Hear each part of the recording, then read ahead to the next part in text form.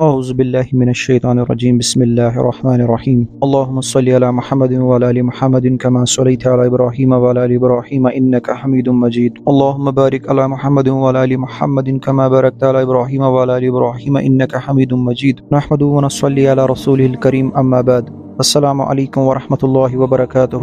آئے دن سری نگر میں knife attacks جو ہے وہ بہت ہی زیادہ بڑھ رہے ہیں۔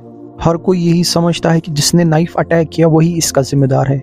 یہ صحیح ہے، لیکن اگر ہم دیکھیں تو اس کا ذمہ دار سیدھے ان کے والدین ہوتے ہیں، کیونکہ تربیت کا بھی اثر ہوتا ہے بچے پر، اور ماحول کا بھی بچے پر اثر ہوتا ہے، اور بچے کی تربیت کرنا یہ بہت ضروری ہوتا ہے۔ اس سے پہلے کہ آپ کا بچہ بالغ ہو جائے آپ اس کی تربیت کیا کریں۔ 7 سال سے بچے کی تربیت کرنا بہت ضروری ہے۔ اگر آپ بچے کی تربیت نہیں کر سکتے ہو تو آپ اپنے بچوں کو دینی مدارس میں ڈالا کرو۔ جو بچہ نہیں مانتا ہے اس کو دینی مدارس کے حوالے کر دیا جائے، کیونکہ جب آپ کا بچہ بڑا ہوگا پھر آپ کا بچہ بگڑا ہوگا، اور اگر آپ اس کو کتنا بھی کہیں گے نا آپ کا بچہ اس بات کو نہیں مانے گا، کیونکہ اس نے ایک ماحول اڈاپٹ کیا ہوتا ہے اور وہ اس ماحول سے نکلنا ہی نہیں چاہتا ہے، اور نہ اس کو وہ ماحول خود سے دور کرے گا۔ تو یہاں پر پیرنٹس کی بہت بڑی ذمہ داری بنتی ہے کہ آپ اپنے بچوں پر نظر رکھیں کہ آپ کے بچے کہاں جا رہے ہیں، کہاں سے آ رہے ہیں، کیا کر رہے ہیں، کیا نہیں کر رہے ہیں، تاکہ آنے والے وقت میں آپ کا بچہ کوئی ایسا حادثہ نہ کر دے جس کی وجہ سے آپ کے بچے کی اور آپ کی زندگی برباد ہو جائے۔ اور ایک ہوتا ہے بچے کو پیار کرنا اور دوسرا ہوتا ہے بچے کو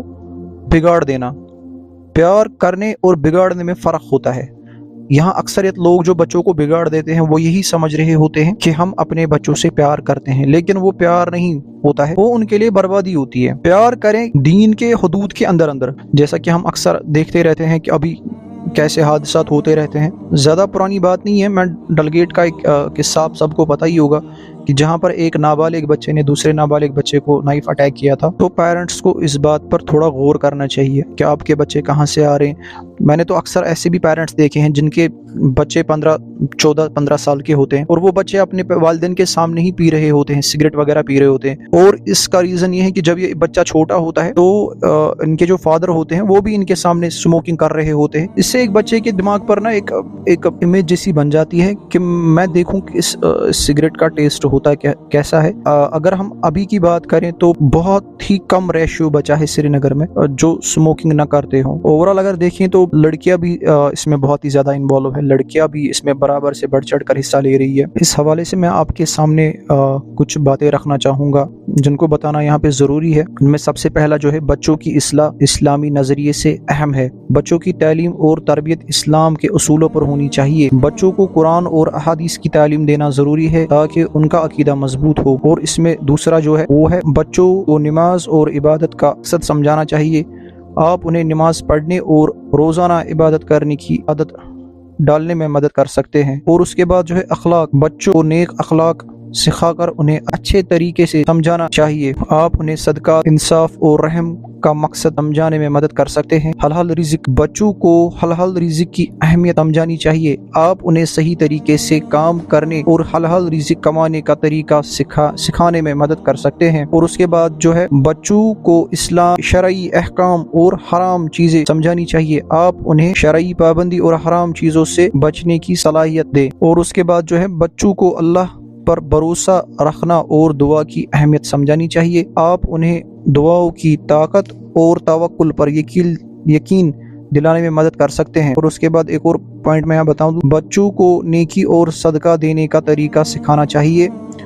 آپ انہیں دوسروں کی مدد کرنے اور نیکی کرنے کی اہمیت سمجھانے میں مدد کر سکتے ہیں۔ اور اپنے بچوں پر نظر رکھیں تاکہ آپ کے بچے ان حادثات کے شکار نہ ہو، اور آپ کے بچے کی وجہ سے کوئی اس حادثے کا شکار نہ ہو، تاکہ ابھی دیکھ سکتے ہیں آپ کے سری نگر میں جو ہے یہ چیز بہت زیادہ ابھی پھیل رہی ہے۔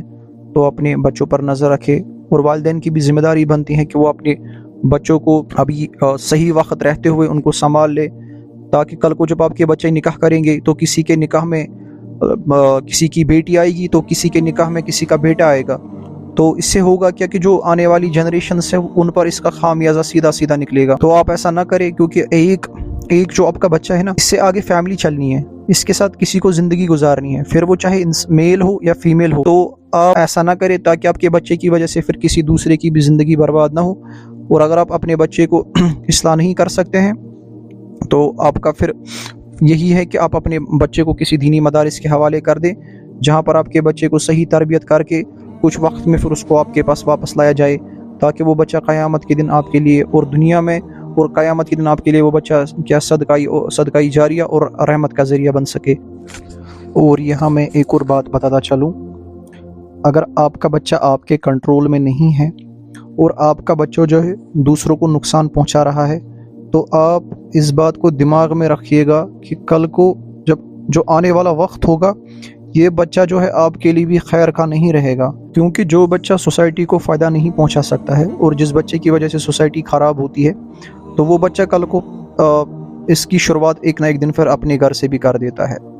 تو اسی لیے آپ اس بات سے تھوڑا خبردار رہیں۔ آپ کے بچوں سے نسلیں چلنے والی ہیں تو کم از کم نسلوں کو برباد مت کریں، کیونکہ اگر آپ کے بچے خیر خواہ نہیں ہوں گے نا، آپ کے دنیا سے جانے کے بعد یہ بچے آپ کے لیے رحمت کا ذریعہ بھی نہیں بنیں گے، بلکہ ان بچوں کی وجہ سے آپ کو عذاب ہی ملے گا، کیونکہ یہ بچہ جو دوسرے کو نقصان پہنچاتے ہیں تو یہ بچے اپنے والدین کو کیسے فائدہ پہنچا سکتے ہیں۔ تو بچہ ایسا ہو کہ جب والدین دنیا سے نکلے تو یہ بچہ ان کے لیے صدقہ جاریہ بنے اور ہر وہ عمل کرے جو حضور اکرم صلی اللہ علیہ وسلم نے بتایا ہے، تاکہ اس کے والدین کے لیے رحمت کا ذریعہ ہو۔ اور آپ اپنے بچوں کو دنیاوی تعلیم کے ساتھ تجارت بھی سکھایا کرے، تاکہ کل کو آپ کا بچہ محتاج نہ رہ جائے، کیونکہ اکثر جو بچے تعلیم حاصل کر رہے ہوتے ہیں اور یہاں تک کہ وہ 18-19 سال کے پہنچ جاتے ہیں تب تک، یا 20-22 سال کے، تب تک وہ تعلیمی حاصل کر رہے ہوتے ہیں، کیونکہ آپ کو پتہ ہے کشمیر میں کیسا سسٹم ہے، یہاں پر جابس کا ملنا نہ کے برابر ہوتا ہے، بہت ہی مشکل۔